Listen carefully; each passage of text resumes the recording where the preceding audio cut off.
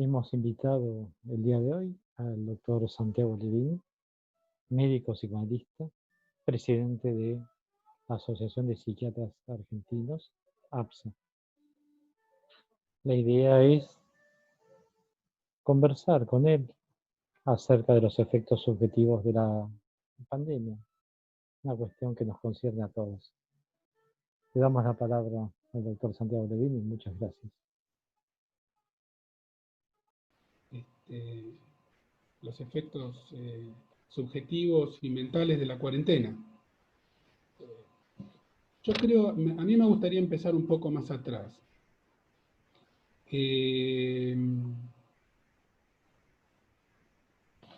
Primero, creo que estamos todos aprendiendo. Yo lo decía hace un rato un poco en broma, pero muy en serio. Creo que estamos aprendiendo en una situación inédita. Creo que la tasa de boludeces que se propalan al aire diariamente es altísima. En parte de esa proporción nos tenemos que hacer cargo todos, yo también, por supuesto, porque somos invitados a expedirnos sobre temas que nos obligan a dar opiniones dilemáticas, ¿no es cierto? O a caer, digamos, a veces hay el dilema entre la ciencia ficción y el maldito sentido común. Hemos dicho todos muchas sonceras de sentido común, como que hay que quedarse en casa y cambiarse la ropa y tratar de dormir bien y tratar de no estresarse. A veces parecemos inventores de recetas del régimen militar, ¿no? Que hay que seguir una receta de cocina para mantener la salud mental.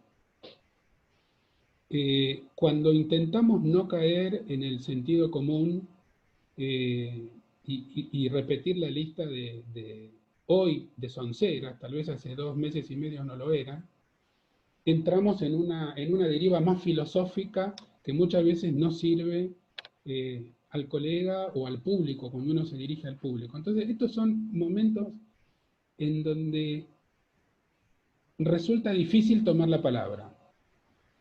Lo dice una persona a la cual en general no le cuesta mucho tomar la palabra. Y sin embargo, yo advierto en colegas, en gente que respeto y en mí mismo también, que a veces me respeto, que no es fácil seleccionar un conjunto de elementos para comunicar. Si nos ponemos demasiado light, demasiado suaves, estamos pintando de rosa una realidad que es muy angustiante para todos. Si nos ponemos demasiado catastróficos, estamos dándole pasto a las fieras anticuarentena o antivacuna o etcétera, en un momento donde mantener la cohesión como comunidad es muy importante y mantener cierta disciplina de cumplimiento de las indicaciones. Sintetizando lo que acabo de decir, digo, si a algunos de ustedes o algunas de ustedes les está costando organizar una narrativa coherente sobre lo que está sucediendo en este momento, súmenme en esa lista a mí también. Esto es lo primero que quería decir. Es un momento de mucha confusión, incertidumbre, agotamiento. Prender la radio y escuchar de vuelta sobre coronavirus es agotador. Los efectos económicos y políticos de esta crisis son tremendos. Ustedes están, supongo, igual de preocupados que yo por lo que está sucediendo, por ejemplo, en Estados Unidos. Entonces, estamos parados en un momento donde una de las cosas más difíciles es pensar. Y esto fue una de las comunicaciones primeras que nosotros decidimos hacer desde APSA, que es un llamado a un esfuerzo individual para mantener o restaurar la posibilidad de pensar, es decir, de hacer un análisis crítico de la información y de las propias opiniones, para lo cual es necesario como insumo recuperar cierto nivel de serenidad. Serenidad para pensar, pensamiento crítico en un momento en donde se reciben informaciones muchas veces contradictorias, en un terreno lleno de noticias falsas, de fake news muy bien elaboradas.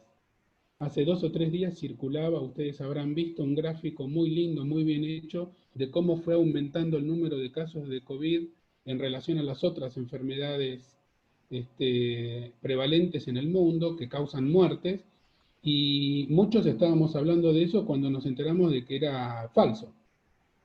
Estaba construido exclusivamente con intenciones de confundir. Entonces, ¿qué podemos decir de los efectos en la salud mental de la cuarentena?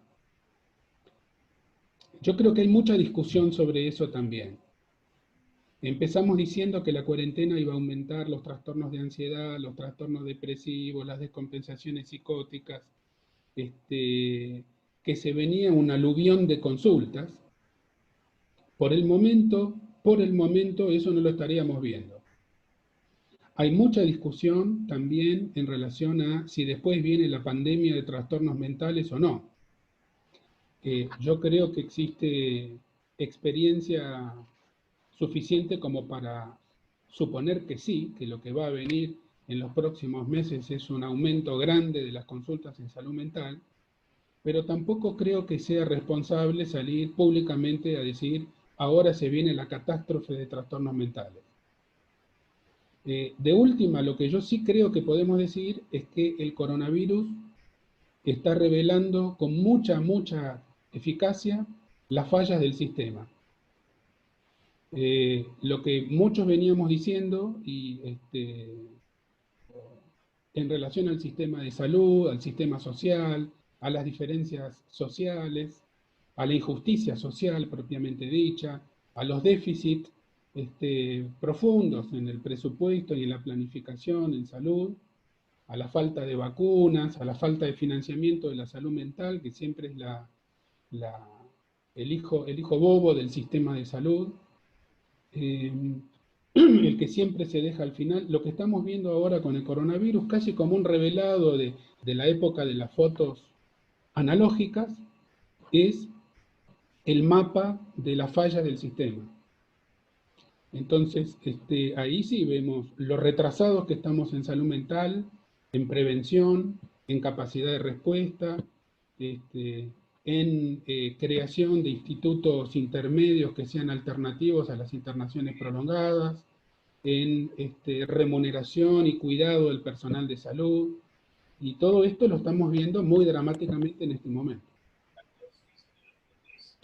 Eso sí, yo me animaría a afirmarlo sin ninguna clase de aclaración en relación a lo incierto del panorama. Creo que eso es muy cierto, y ahí sí me podría detener con seguridad a decir, nosotros veníamos hace tiempo, cuando digo nosotros el personal de salud, que era necesario volver a pensar la salud como derecho, volver a pensar la salud como planificación, volver a pensar si la salud es una prioridad o no es una prioridad en la construcción de una sociedad justa. Por eso habíamos armado un congreso para este año con el título Psiquiatría y Salud Pública, y la pandemia de coronavirus vino a señalar con una claridad realmente dolorosa todo lo que no estaba bien hecho.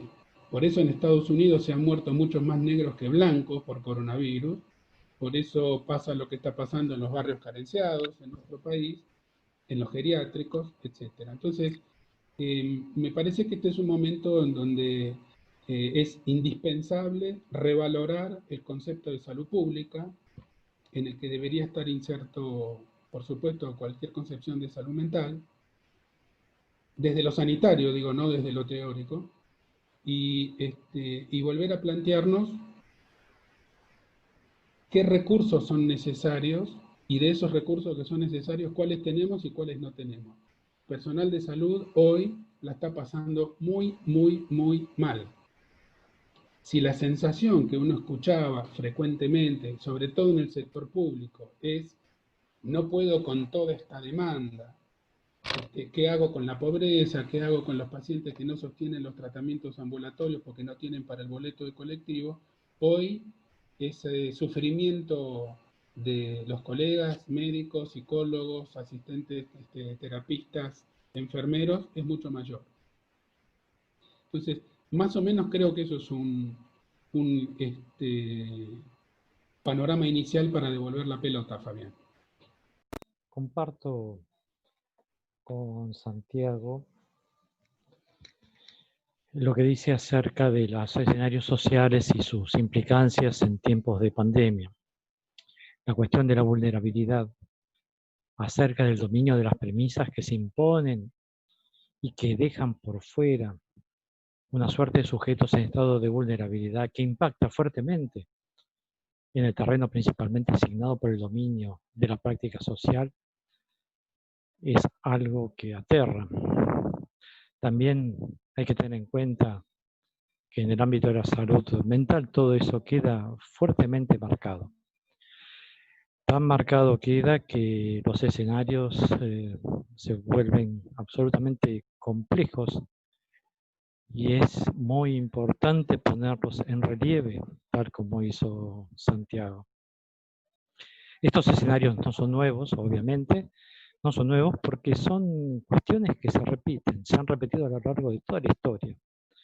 La historia de las pandemias forman parte de un gran capítulo en el ámbito de la humanidad.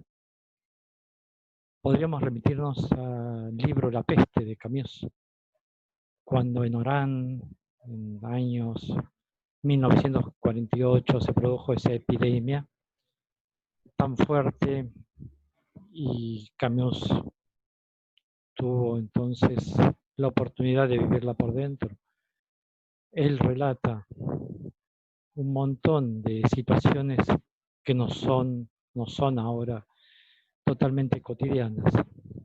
Pero hay algo que él pone de manifiesto, que es cómo en aquel momento ese aislamiento producto quizás fundamentalmente del miedo, produjo también un reordenamiento en el ámbito íntimo y en el ámbito social.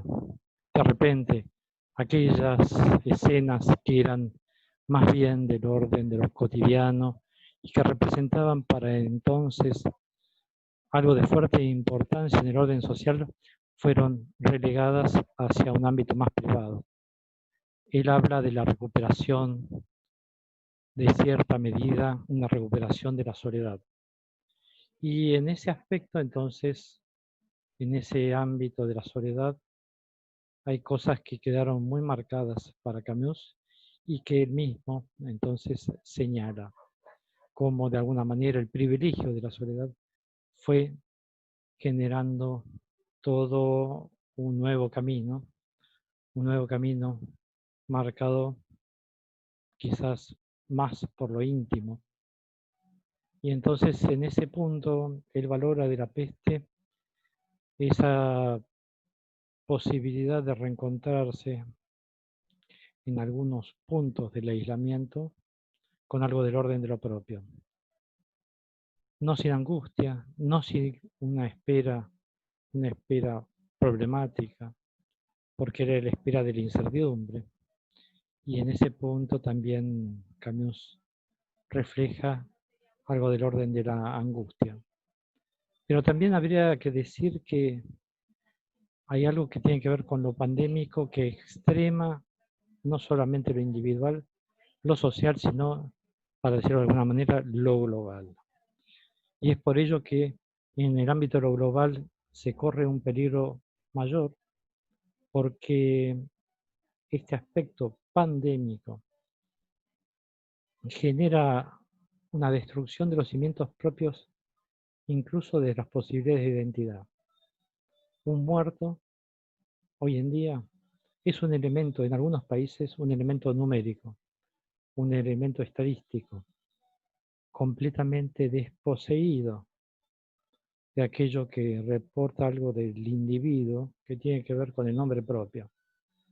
es un número y muchas veces un cuerpo que es depositado en una fosa común,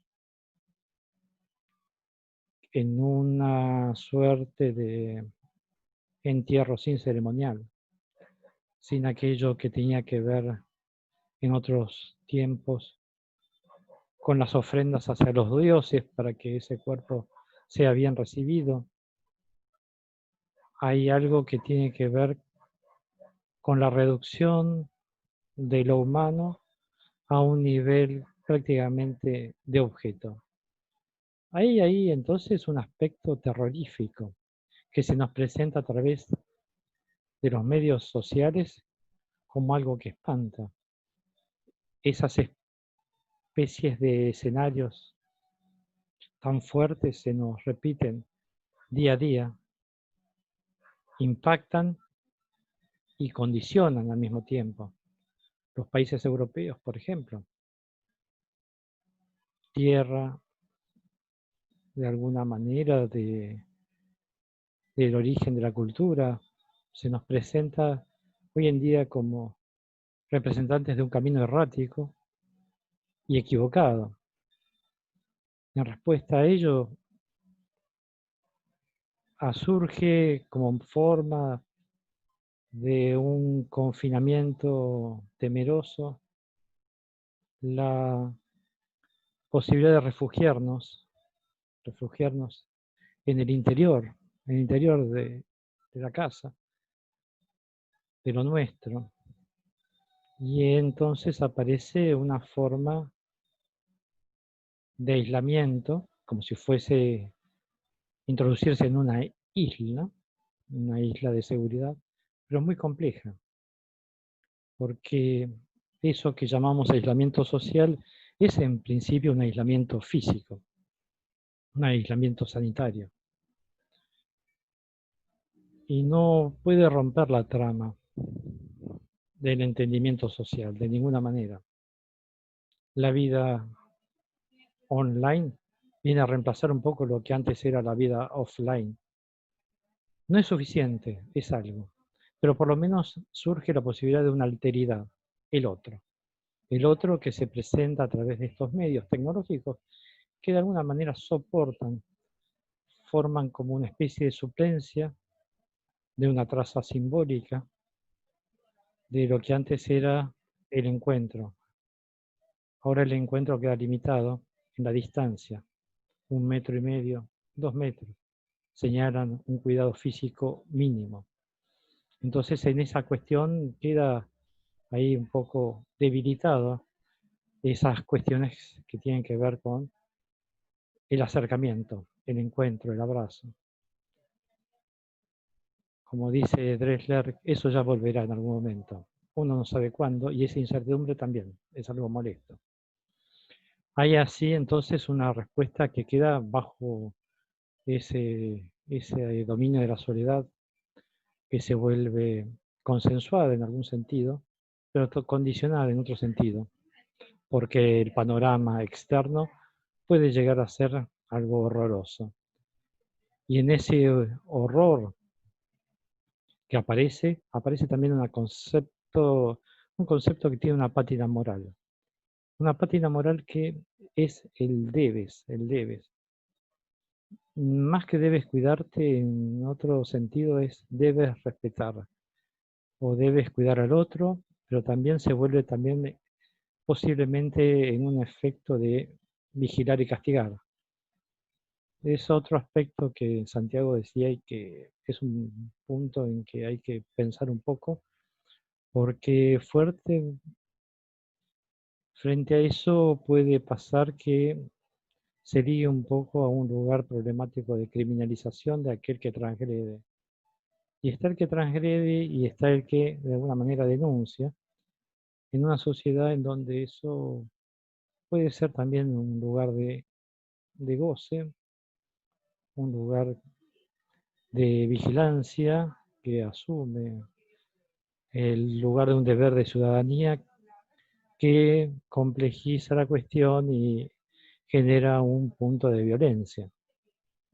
Es llamativo también que la razón sanitaria haya generado un lugar para una prédica que tiene visos casi de orden, como decía, moral, pero también casi en reemplazo a un orden religioso, un orden de tipo casi teológico, porque hay prácticas de ritualización que antes estaban más mediadas en función de ciertos rituales y ceremoniales en cierta medida dirigidas a algún amparo divino y ahora están dirigidas a cumplimentar ciertas reglas sanitarias en nombre de la ciencia.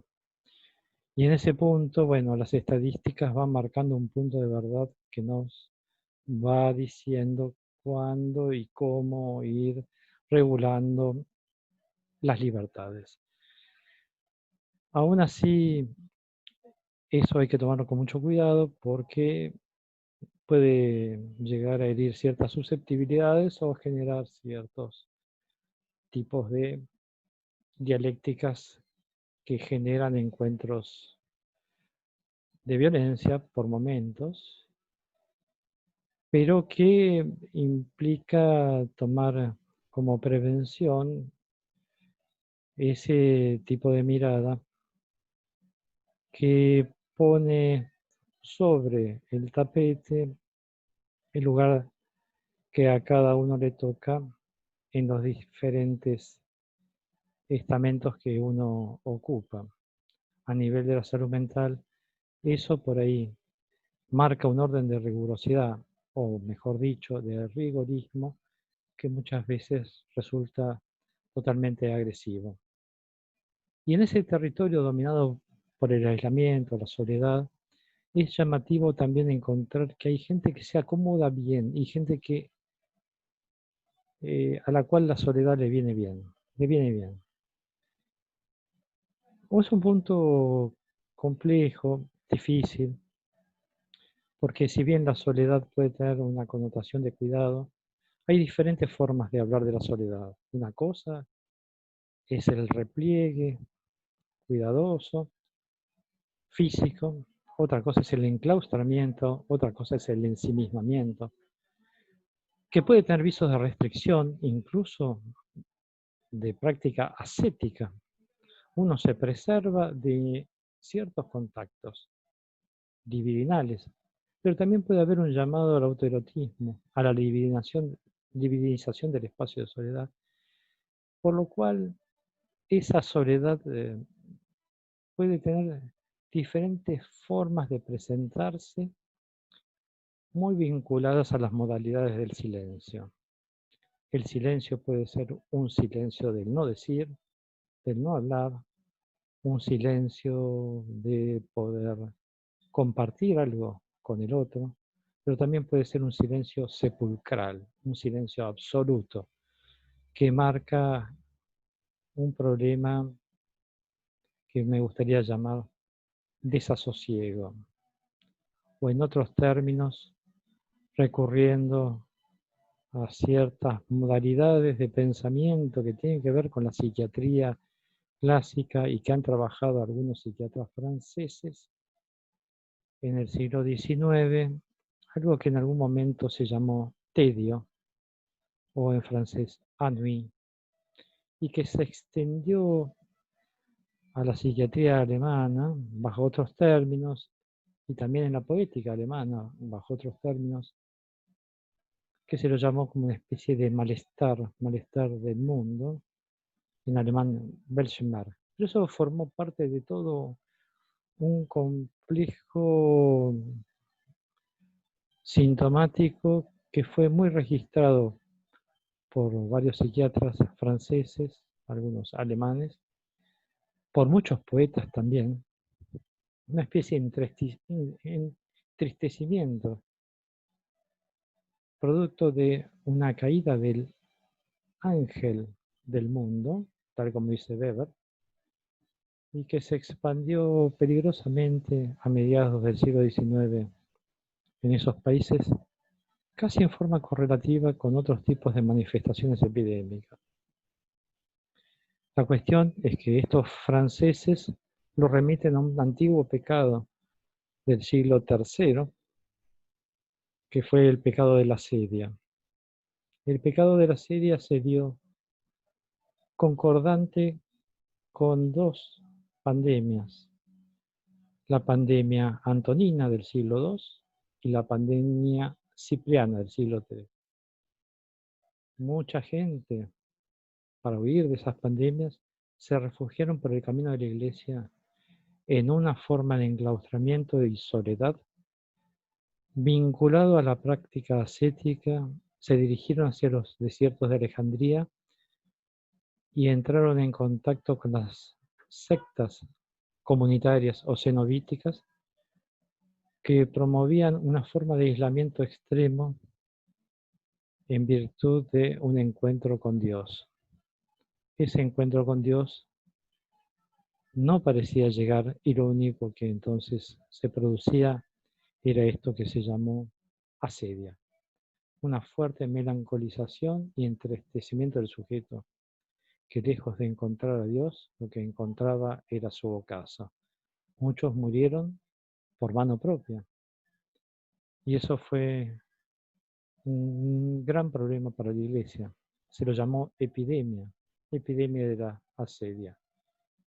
Quizás tendríamos que prevenirnos un poco de esa cuestión pensando hacia futuro, quizás en marco de esta post-pandemia que toma visos laberínticos, porque uno sabe cómo entró en todo esto, no sabe cómo y cuándo va a salir. Eso también es un punto importante a admitir. Esta incertidumbre que nos tiene atrapados nos lleva entonces en un derrotero silente, porque nadie puede dar respuesta frente a eso. Genera inquietud, genera angustia y genera algo que tiene que ver con la pandemia. La pandemia es algo que se denominó así porque en tiempos de los griegos se expandía de una forma incontrolada y afectaba a todos los pueblos, desorganizaba todo. No había forma de control. Se rompían todas las estructuras sociales y políticas. Demos, pueblos, pan, todo. Por eso entonces quizá la expresión también que podríamos usar es la de pánico, porque el pánico rompe todas las tramas de acceso del sujeto a cierto dominio del ámbito divinizado que él tiene, de ámbito propio, y es una manifestación quizás muy acabada de la descomposición incluso de su propio cuerpo. Hoy vemos esas manifestaciones de pánico, vemos esas manifestaciones de angustia, de desasosiego y de tedio. El tedio es una forma incluso de encontrarse con la soledad, pero de una manera muy particular. Uno se acomoda a esa soledad, se acomoda, se orienta en esa soledad. Es como decía Lacan, una pincelada de lo real. Algo queda colmado en el tedio. En función entonces de este aislamiento y de las facetas del silencio que eso comporta, hay silencios que de alguna manera respetan la alteridad, respetan la presencia del otro. Pero hay otros silencios que son absolutamente anticipación de la muerte. ¿Por qué? Porque lo que encuentra ahí es algo mudo, algo del orden del silencio absoluto y que es algo del orden de la pulsión de muerte. De lo que vos decís, Fabián. Yo creo que hay que hacer, lo venimos diciendo desde el inicio de la pandemia, una de las primeras salidas de comunicación que hicimos desde APSA fue una exhortación a elegir correctamente las palabras y las metáforas para hablar de la pandemia y del coronavirus. Aislamiento social es un sintagma horroroso. Es justamente lo contrario de lo que deberíamos buscar. Habría que hablar de aislamiento sanitario. Vos decís aislamiento personal, puede ser, yo prefiero el adjetivo sanitario, me parece que es más apropiado, pero igual todo está para discutir. Aislamiento social es un mensaje muy duro, lo mismo que hablar de guerra, o hablar de arsenal de armas en contra del coronavirus. Entonces, creo que una de las cosas que necesitamos acá poner sobre la mesa es la cuestión simbólica, ¿no? La elección correcta de palabras y de metáforas, no solamente para entenderlo nosotros mejor, sino para comunicarlo de una manera que esté acorde con el objetivo de crear lazo, no de romper lazo. Nosotros queremos aislar el virus, no aislar las subjetividades. Y en el fondo esto es un problema no solo de recursos sanitarios, sino de recursos narrativos también. Y nosotros los psiquiatras y los psicólogos somos los profesionales de la salud que podemos aportar más en relación a esta parte de la cosa. Y creo que parte de nuestra responsabilidad en este momento es poder pensar y contribuir con propuestas muy concretas en relación a cómo nombrar lo que está sucediendo y cuáles son las metáforas más adecuadas.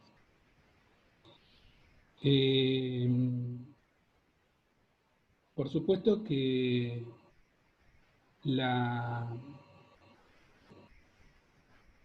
es muy difícil reconstruir. A ver, yo creo que es difícil comparar la realidad de un siglo atrás con la de ahora. La cultura ha cambiado mucho, digamos. Si nosotros utilizamos la distinción ya clásica entre psiquismo y subjetividad, podríamos decir que los psiquismos son los mismos, pero las subjetividades no.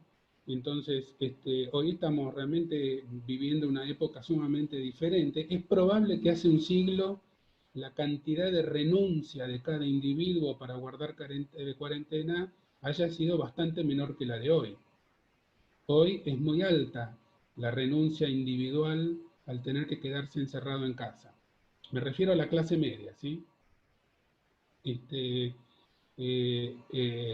Creo que eso es uno de los efectos subjetivos que más se ven en este momento, y vuelvo a insistir, en la clase media, es decir, la dificultad para bancarse la renuncia, lo que no se puede, todas las cosas que uno hacía y que hoy, por un tiempito, no podemos ni vamos a poder hacer.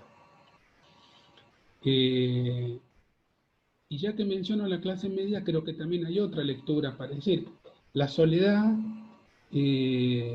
para tomar lo que vos decías, Fabián, me parecería interesante tratar de hacer una comparación entre cómo se concebía la soledad en 1920 y cómo se la concibe hoy, digamos.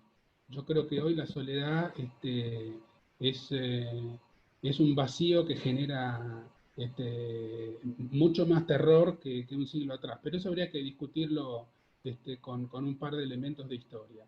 Ahora, también creo que la situación admite una lectura de clases, ¿no es cierto?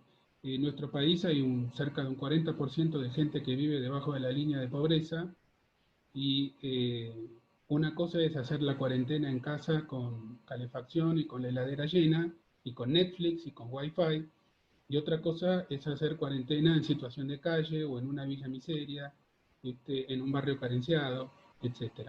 Me parece que esta también es una diferencia muy importante, que además atañe también al tipo de población que se atiende en el Hospital Piñero, ¿no es cierto? Es de las poblaciones más carenciadas y más en riesgo de la Ciudad Autónoma de Buenos Aires. Entonces, ese trabajo que hacen ustedes allí, en ese hospital tan querido, hay hospitales más queridos que otros en la Ciudad de Buenos Aires, y el Piñero es uno de los más queridos, no solo por mí, digo en general. Un hospital muy comprometido con su área programática, donde algunas cosas salen bien y otras no, donde costó un montón conseguir Wi-Fi para los pabellones de aislamiento, por ejemplo, un montón, y me contaban que ayer lo estaban colocando. Es un hospital que atiende en su zona programática barrios carenciados y un grupo muy grande de gente a la cual no se le puede pedir lo que en general se pide por los medios de comunicación como consejos de aislamiento sanitario. Creo que eso también es otra lectura que habría que hacer. Nosotros nos tratamos de reflejar en los países europeos que llevan 2 meses de adelanto en la pandemia, pero acá están pasando cosas que allí no pasaron.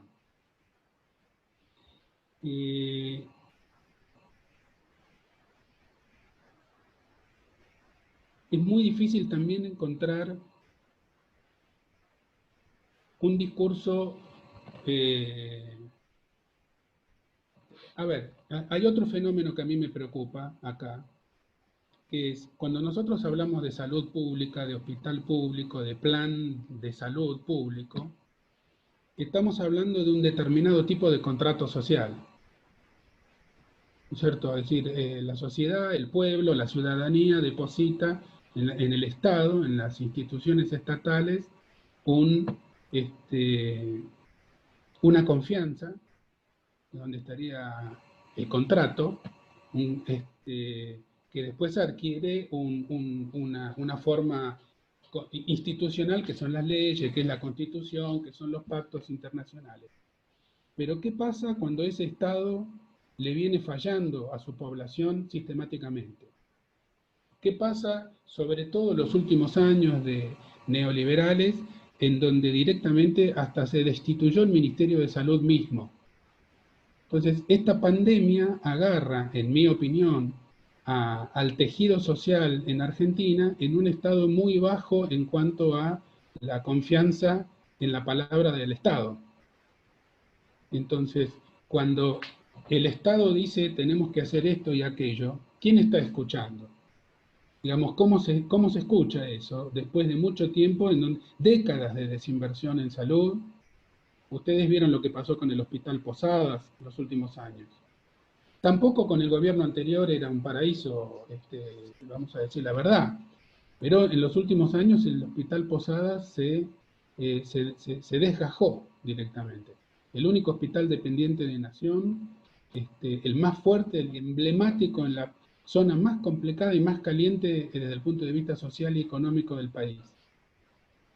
Se desfinanciaron los sistemas de vacunas. Entonces, hay un elemento intangible, inmaterial, que es la confianza del ciudadano en la institución estatal, que está muy devaluada también, y que también hace más difícil, que es un elemento más a la hora de pensar desde dónde se habla, con qué palabras se habla y desde dónde se escucha lo que se habla.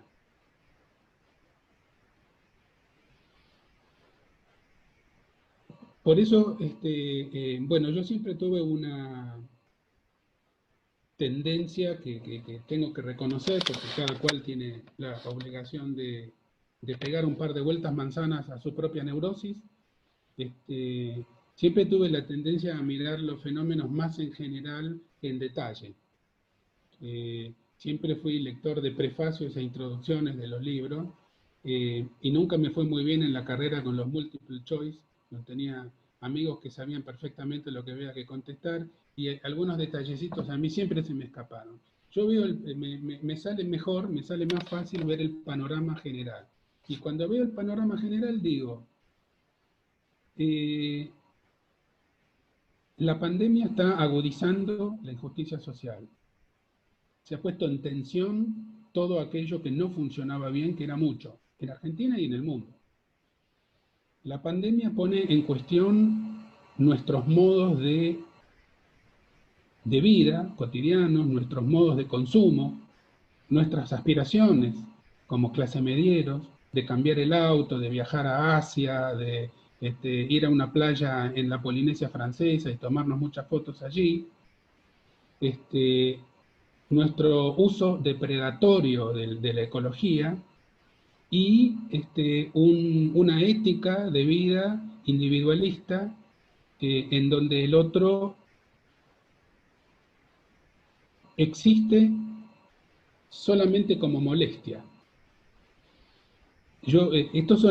Estas actuales son épocas en donde ser linchera es más duro que nunca. Lo he visto con mis propios ojos hace poquito, un señor en situación de calle con unos guantes puestos, un barbijo medio caído, acercándose a una señora en una fila para entrar en un cajero automático. La señora venía con casco, le faltaba la escafandra nada más, no pudo acercarse un metro que la señora lo paró con el brazo así como alto y le dijo, aléjese de mí. El tipo hizo así, se dio media vuelta, ni una moneda está cayendo en las manos de esa gente en este momento por temor a la peste. Entonces, son momentos en donde yo considero, discúlpenme la insistencia, pero este es mi sesgo también, creo que los psiquiatras, los psicólogos, las psiquiatras y las psicólogas tenemos una responsabilidad social muy grande en la comunicación, en el uso de las palabras, en eh, en la invitación a no dejar de pensar, en la invitación a seleccionar las fuentes de información y en el mensaje más tendiente hacia la solidaridad y el lazo social o más tendiente, según las palabras que uno escoja, al aislamiento y a la discriminación. Quedan 25 temas más para tocar. La teleasistencia, la pantalla, la receta, los tratamientos caídos, los hospitales en donde se dejan de atender un montón de otras cosas que se atendían antes, etc. Pero estos 2 o 3 temas que he mencionado hasta ahora son los que más me circulan a mí por la cabeza todo el tiempo. El uso de las palabras y las metáforas, la contribución hacia una concepción comunitaria de la pandemia, no individualista, en donde la solidaridad, el lazo, primen por encima del terror y el miedo. También la selección de palabras que usamos cuando nos toca hablar en medios de comunicación. Digamos, si nosotros estamos mandando un mensaje de alarma, un mensaje persecutorio, o estamos enviando un mensaje que ayuda a pensar, ¿y dónde está el punto medio entre esas dos? Porque tampoco se puede mentir. Bueno, estas son las cosas principales que circulan por mi cabeza. Ahora, después, algunos sostienen que después viene la pandemia de trastornos mentales. Pasó en México después del terremoto. Pasó en Buenos Aires después de la crisis del 2001-2002. Hubo un aumento enorme de infartos de miocardio.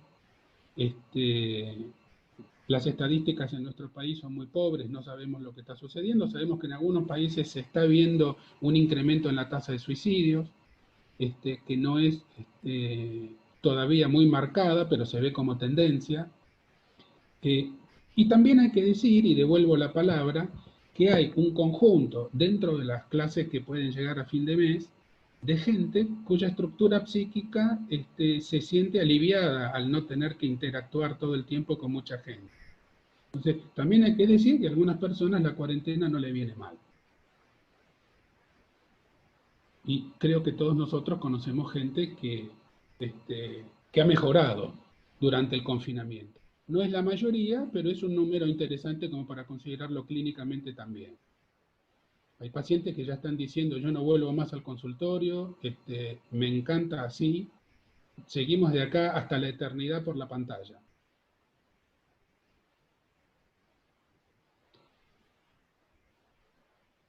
Otro tema que podríamos tocar es subjetividad en los profesionales, no solamente, digamos, en la población general.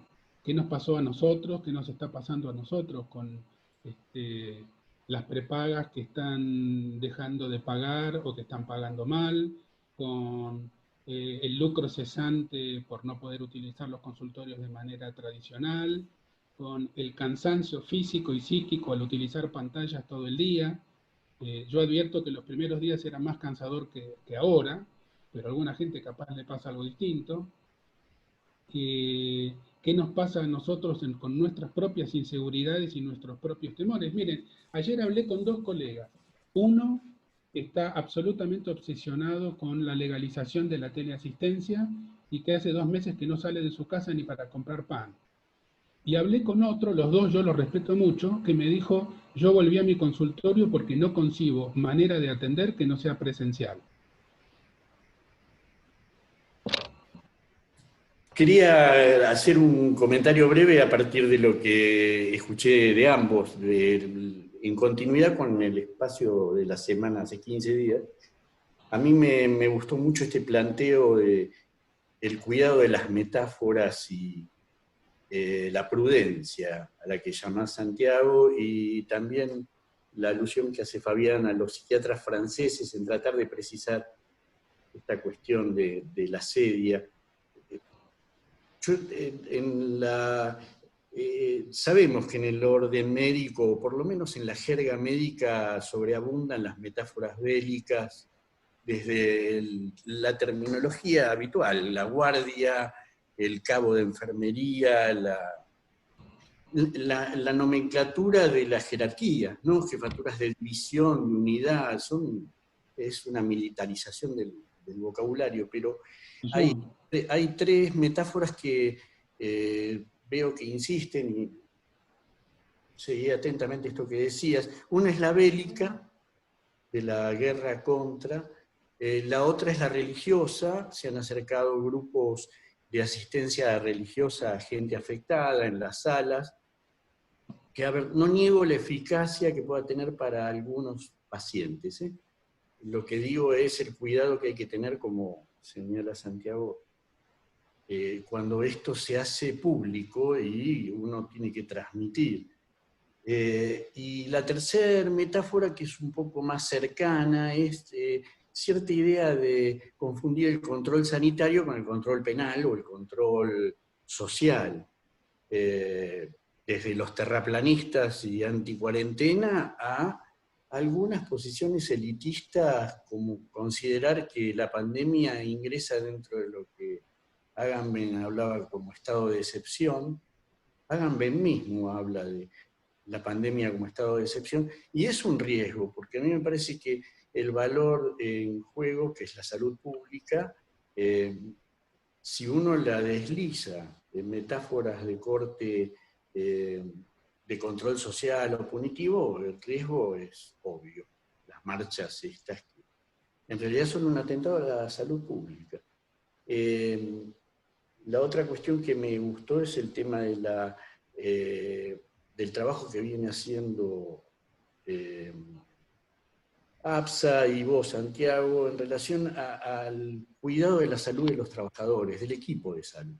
Desde aquel primer comunicado donde se ponía en juego el tema de la salud de los trabajadores, a las últimas cuestiones que van afectando no solo a la gente que trabaja en hospitales, sino en geriátricos, en instituciones. En nuestro hospital mismo ya tenemos gente afectada, obviamente no en el nivel de el Güemes, pero sí empiezan a aparecer. Tuvimos una reunión hoy en el comité de crisis sobre nuestro hospital y nuestro servicio. Empiezan a aparecer casos, y esto afecta en primer lugar como factores de contacto, pero uno descubre que hay inconsistencias. Por ejemplo, que no está definido si un trabajador, un médico, un psicólogo, un enfermero da positivo, si va a un hotel o por una declaración jurada puede aislarse en su casa. Esto, que parece un detalle secundario, inhibe la posibilidad o el deseo de testearse, porque si uno se testea y da positivo, y terminar en un hotel que no va a ser el Sheraton a esta altura de la pandemia, es todo un problema que también atenta contra la salud del equipo de salud. Y subrayaría por interés, no solo un interés académico, sino por el interés concreto del trabajo en equipo, los fenómenos de aislamiento. Esto que vos bien caracterizás, y creo que Fabián la semana anterior lo planteaba, el tema de cuestionar la terminología aislamiento social, porque ataca el lazo social y el lazo entre colegas.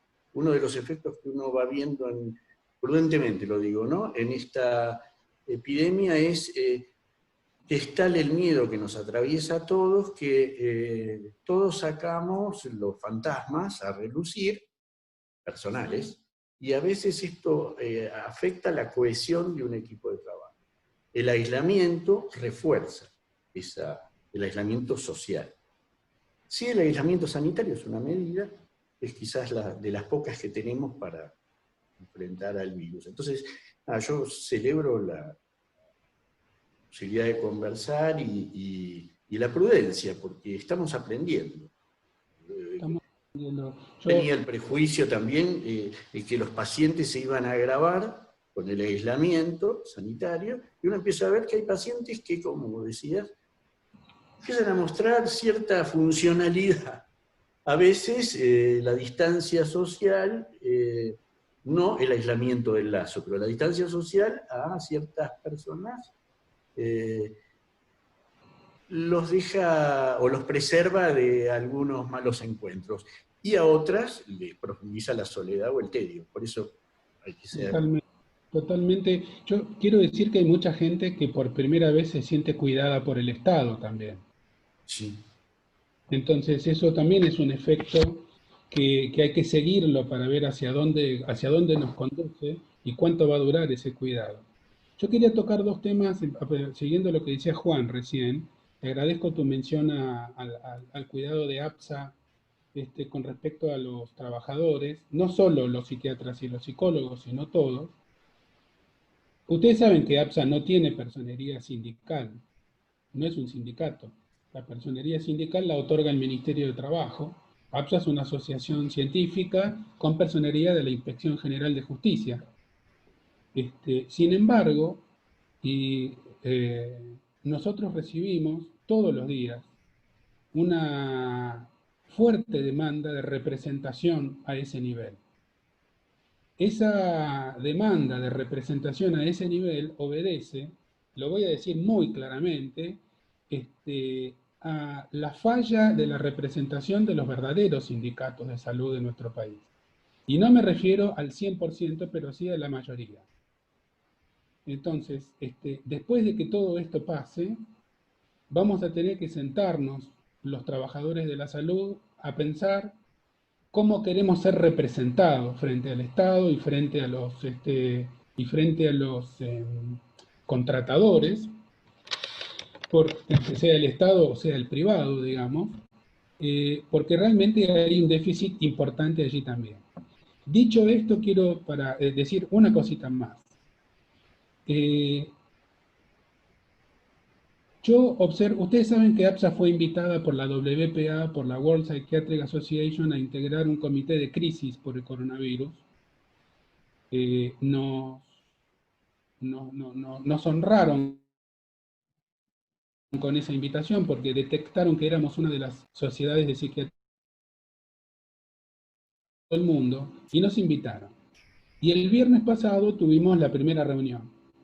Hubo un muy interesante y muy sutil intercambio entre un colega de la APA, de la Asociación Americana de Psiquiatría, y yo, donde creo que la pandemia también está poniendo arriba de la mesa dos concepciones distintas de la psiquiatría.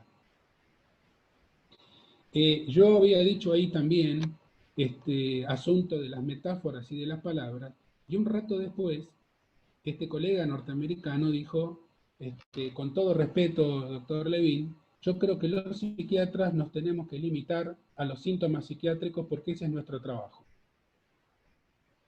Entonces, lo he escuchado también acá en nuestro medio. Digo, llamo la atención a todos los que estamos acá en este chat a prestar, a prestar ojos y oídos a esta emergencia nuevamente de la pregunta de ¿para qué sirve un psiquiatra? ¿Sí? También se podría incluir en esto al psicólogo, digamos, ¿no? O al psicoanalista, digamos. ¿Para qué sirve? ¿Nosotros cumplimos una función social o nuestro trabajo es exclusivamente en el 1 a 1 de la clínica y todo lo demás nos callamos la boca? El personal de salud mental, el profesional de la salud mental, tiene que intervenir en la discusión de cómo está concebido el mundo, cuáles son las estrategias de vínculo, de aprendizaje, de colaboración, de socialización, o lo nuestro se limita a lo conductual, normal y patológico. Creo que esto también está volviendo a pasar en este momento. Algunos de los comunicados que hemos sacado, Juan, nos han generado más de un dolor de cabeza, más de una llamada irada. Nos han tirado unos cuantos cascotazos, no solamente desde algunos sectores públicos, sino desde algunos sectores privados, porque en uno de esos comunicados hablábamos de la infamia de las prepagas. Entonces me ha sonado el teléfono más de una vez. En todos los casos es increíble porque tanto de una punta como de la otra existe, me hago cargo de lo que digo, pero existe el reflejo mafioso de decir, tienen que sacar una nota diciendo que estaba mal lo que dijeron, ¿no? Como diciendo, o si no, te aparece en la cabeza del caballo en la cama, como en El Padrino. Entonces, también estos son días en donde también se ve, como se ven las fallas del sistema, se ven los intereses dentro del sistema y se ven las mezquindades. Yo le digo a todos los compañeros de la comisión directiva, el coronavirus está haciendo que se caigan las caretas. Si estamos viendo quién trabaja con vocación comunitaria, quién trabaja con vocación de servicio por los demás y quién lleva agua para su propio molino. Y después de la pandemia vamos a saber más claramente a quién invitar a comer un asado a casa y a quién no.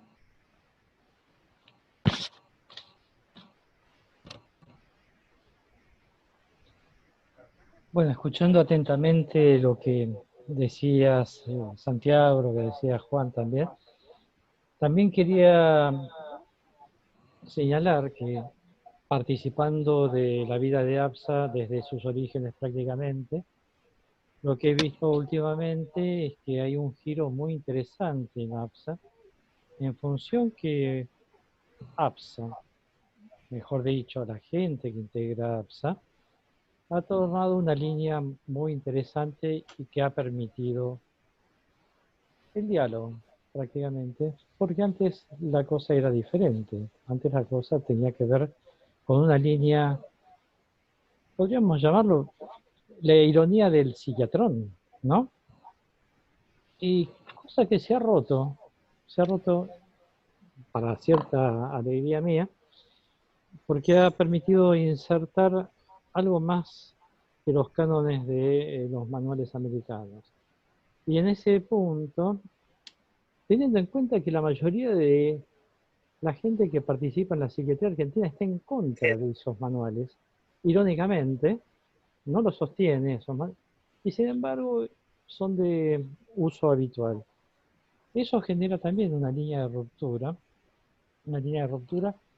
con una mirada muy particular, podríamos decir quizás latina, sin avergonzarnos, que nos hace ver desde Buenos Aires otra perspectiva en función de la salud mental y en función quizás de todo lo que podría representar una línea anglosajona, que por ahí no percibe la sutileza de la palabra, no percibe la sutileza de la metáfora, no da cuenta de la retórica, ni la narración, ni la narrativa que por ahí hay en el discurso de un paciente, que a nosotros nos parece muy importante, porque me parece que si algo puede alojar a alguien en estos fenómenos que invitan mucho, repito, hacia un lugar de soledad que peligrosamente se desliza hacia un silencio muy fuerte, casi cercano a la mudez pulsional, o sea, la muerte.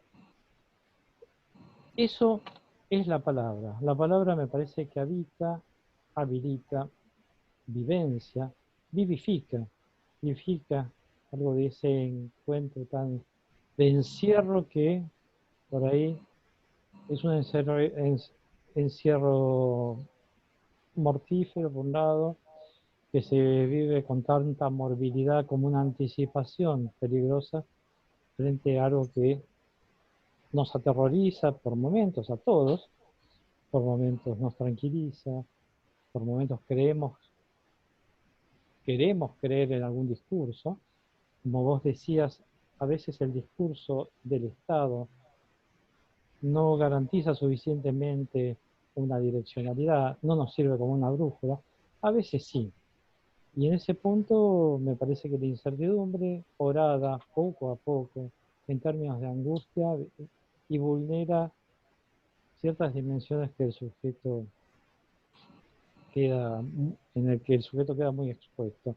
Y en ese punto también, como vos decías, el ámbito social marca desniveles muy peligrosos, porque no es lo mismo estar alojado quizás hasta en falsas ilusiones de ciertos beneficios burgueses de la clase media, pero por otros lados también está lo que nos pasa acá a 4 o 5 cuadras en esta frontera sur que delimita el Hospital Piñero. En esa franja de Gaza, para decirlo metafóricamente, a veces encontramos cosas con las cuales no nos podemos manejar muy bien, ¿no?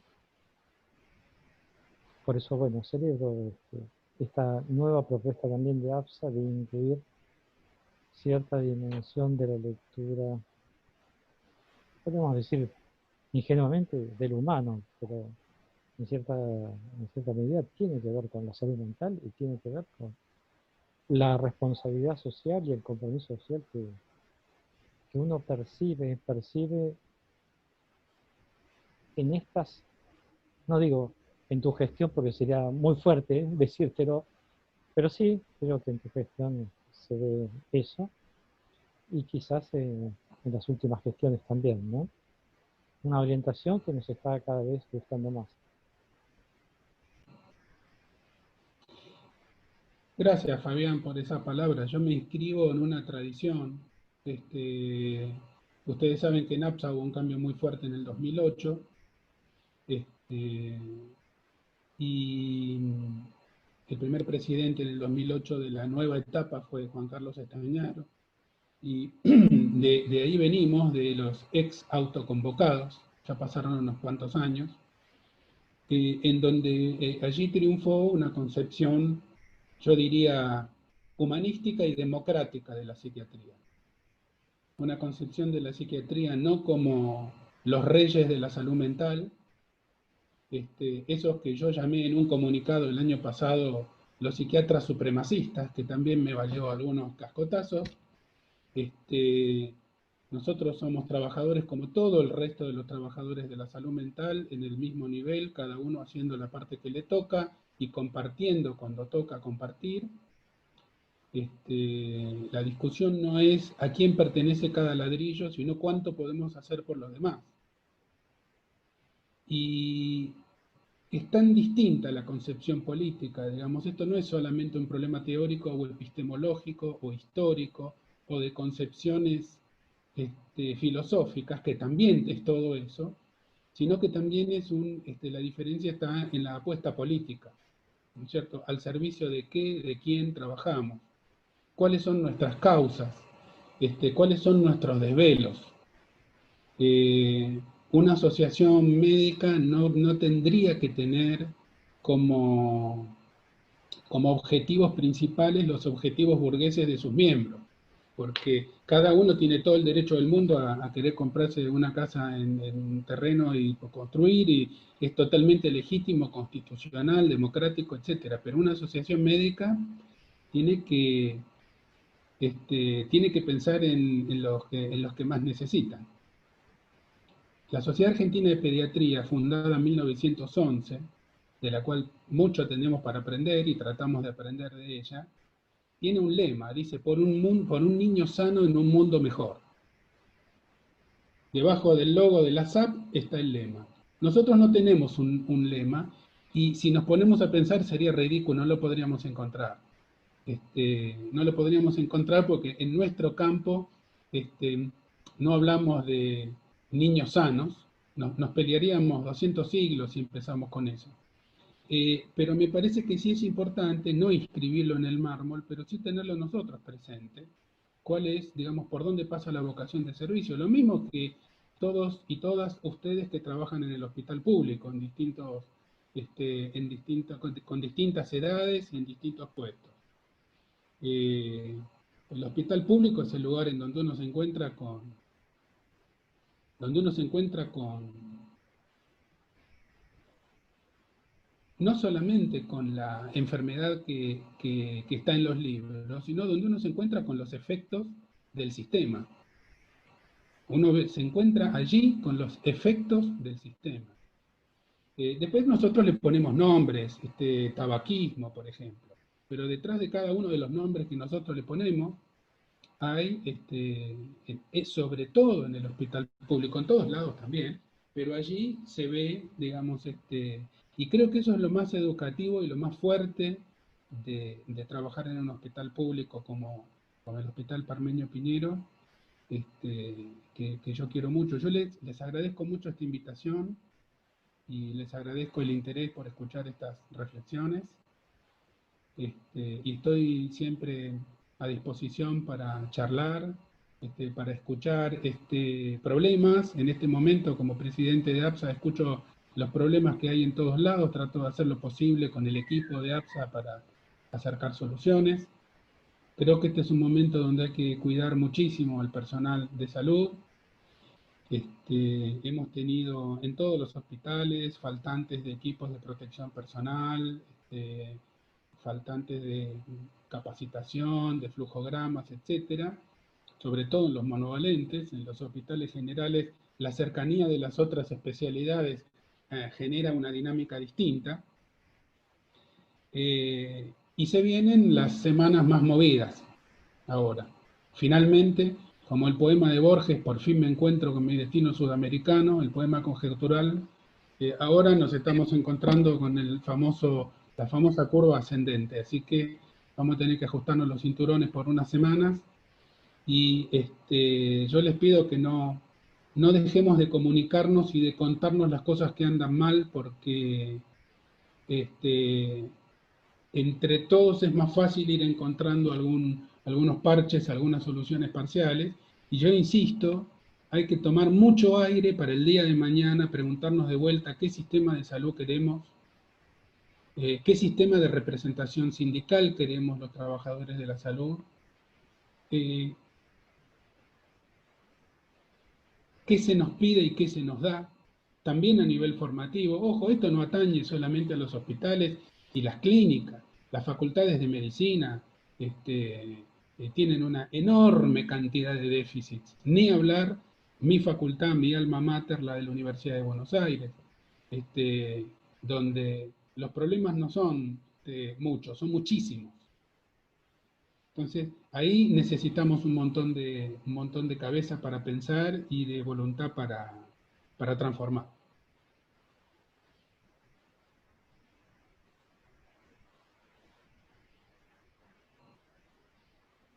Bueno, Santiago, muy claro muy clara tu exposición. Queremos ver si alguien quiere hacer alguna pregunta o algún comentario, porque todos participamos de esta interlocución. Digamos, es un espacio polifónico, como decía Mijael Bastín, ¿no? Donde cada discurso tiene su valor por sí mismo, y en este entramado, esta red de intertextualidad, estamos planteando desafíos de poder comunicarnos sin distinción, sin jerarquías. Así que sí. Si alguien quiere hacer algún comentario, es bienvenido. Santiago, yo quería hacer un pequeño agregado a algunas de las cosas que vos dijiste con respecto a eso de que se caían las caretas o como dijo algún otro colega en el hospital, que esta pandemia está sacando lo mejor y lo peor de cada uno. Para mí es importante resaltar también que ahí incluyo la solidaridad y la falta de solidaridad de la sociedad en general y de los colegas en particular. Totalmente de acuerdo. Totalmente de acuerdo. Realmente totalmente de acuerdo, y es por eso, digamos, nosotros consideramos que uno de los mensajes más generadores de salud mental es el mensaje pro lazo, pro solidaridad. Se puede, con barbijo, con distanciamiento sanitario, ser solidario con el de al lado, con el de enfrente.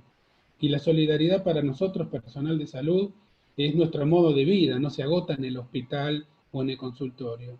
Entonces, creo que este es un muy lindo momento para pensar de esta manera. Lo digo como ateo yo, no parezco evangelista, pero yo no tengo ninguna religión. Me parece que solidaridad, compromiso, solidaridad con el que está, con el colega que le da positivo el hisopado, por ejemplo. ¿No es cierto? Nosotros somos los que tenemos la responsabilidad de mostrar el ejemplo de que no hay que salir corriendo cuando alguien le da positivo. Lo mismo que los colegas que se quedan sin trabajo, los que están trabajando menos. Bueno, sí, coincido totalmente con esto último que se dijo.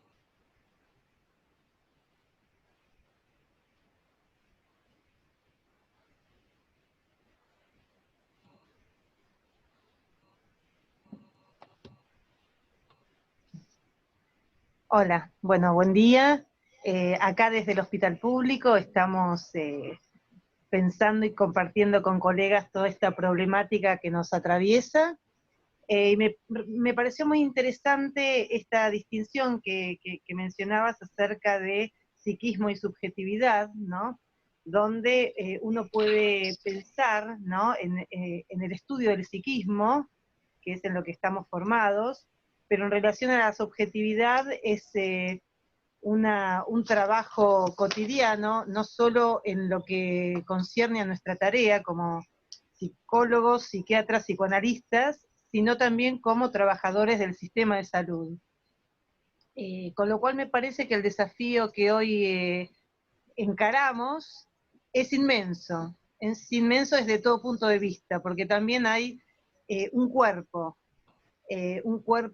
físico y un cuerpo orgánico que nos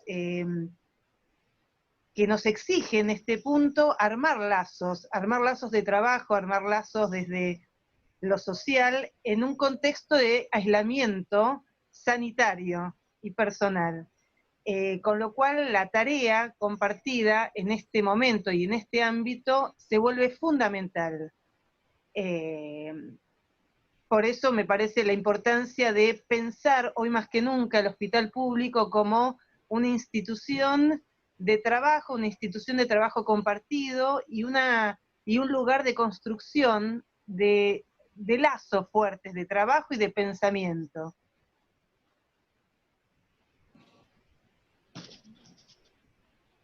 Coincido totalmente. No sé si terminaste, pero coincido totalmente. Me parece, no tengo nada que agregar. Solamente que la distinción entre psiquismo y subjetividad es una distinción de los últimos 20 años. Si ustedes toman textos anteriores, desde los 50 hasta los 70, se ha tomado como sinónimos, psiquismo y subjetividad. Luego, autores más contemporáneos, en nuestro medio, por ejemplo, Silvia Bleichmark, han hecho esta distinción muy nítida entre el psiquismo, digamos, como parte de lo universal, un aparato psíquico clivado, organizado en instancias, etcétera, y la subjetividad como los modos de ser en función de los valores que se sostienen desde las instituciones formadoras de subjetividad en cada época, ¿no? Como el egoísmo y la valentía y la muerte joven, la fortaleza psíquica, etc. Y hoy por hoy es más importante que nunca esa distinción cuando uno intenta unirse al grupo al grupo contracultural del individualismo como ideal que ha formado muchas subjetividades también. El individualismo es el peor enemigo en momentos de pandemia, en donde el otro no existe, cada uno se salva solo, y los de la Villa 31 que revienten.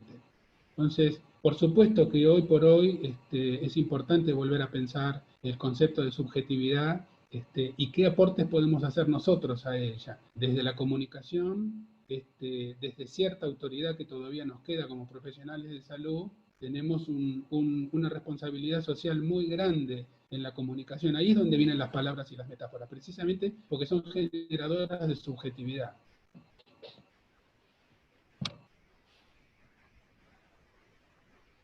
Bueno, Santiago, te agradecemos muchísimo, muchísimo tu tiempo, tus conceptos, tus palabras. Realmente para nosotros es muy importante en este momento contar con tu presencia, aunque sea virtual, por supuesto. Y bueno, nos comprometemos a volvernos a encontrar ahora nuevamente, pero en forma presencial, quizás en septiembre. No sé de qué año, pero bueno, podría ser de esto, del próximo.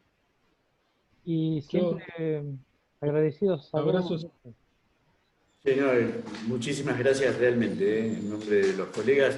Me está escribiendo gente de Río Grande, que también un fenómeno de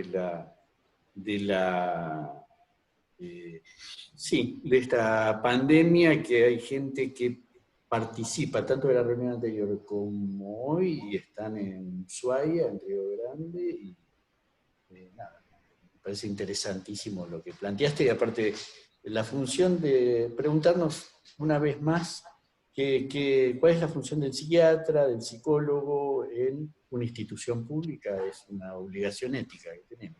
Yo te agradezco mucho. Muchas gracias a todos y a todas por la invitación y por la atención. Gracias, Santiago. Nos vemos. Nos vemos. Gracias, hasta luego. Bueno.